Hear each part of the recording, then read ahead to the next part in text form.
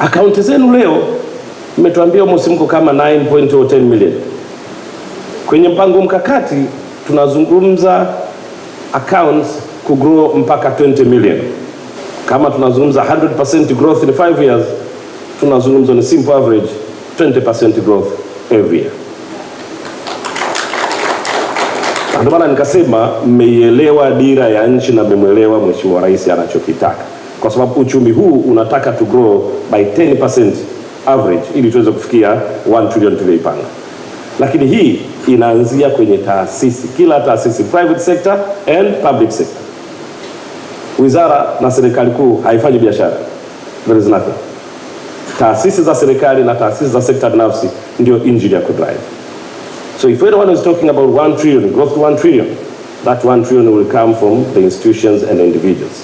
Kwa sababu haya sio siri, ni kwamba Watanzania, you have to start analyzing, angalieni, tafakarini namba hizi, mzichangue, mjiulize ni sehemu gani ya kwenda kuwekeza mtaji, lakini pia kupeleka amana zako.